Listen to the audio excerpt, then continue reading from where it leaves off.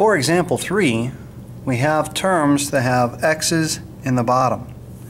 The first thing you do if you want to take a derivative is turn everything into exponential form, meaning that I want to write this all in one line with the exponents written up with the coefficients. Example, if I write this as negative 3x to the negative fourth plus 4x to the negative second minus 9x to the negative first plus 5/8. I bring these all up as one line, and I can take a derivative using that power rule. Notice the 5/8 stayed a fraction because a number's always going to be a number. I wouldn't want to bring that 8 up. It doesn't make any sense to do so. But for the variables, when I bring those up, now I can apply that power rule.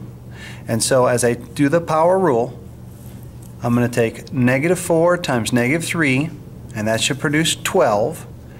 X to the negative 4 minus 1. Negative 4 minus 1 is negative 5. For the second term, negative 2 times 4 is negative 8. X to the negative 2 minus 1 would be negative 3. And for the third term, negative 1 times negative 9 produces a positive 9. X to the negative 1 minus 1 would be negative 2. And as always, when you take a derivative of a constant, it's 0. It drops out. For a final answer, you don't want to leave the negative exponents. It's considered poor grammar. And so what we'll do is we'll drop each of these exponents back down to the correct spot, which would be in a denominator. The number does not change. It's only the variable who has the negative exponent. And so I could write this as 12 over x to the fifth minus 8 over x to the third plus 9 over x squared. We will find that when we take derivatives, oftentimes they change the way that they write the answers. It's important that a student knows equivalent forms to your answers. And what I mean is this might be a fine place to stop. Other times if you look in the back of the book, you may find that they take it a step further.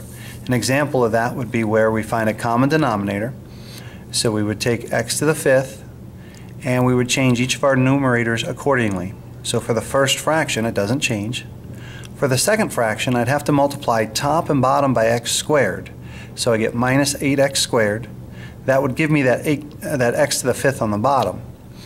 In a similar way, as I look at the third term, I'd have to multiply top and bottom by x to the third. If I multiply top and bottom by x to the third, I get 9x to the third, and I get that common denominator of x to the fifth on the bottom.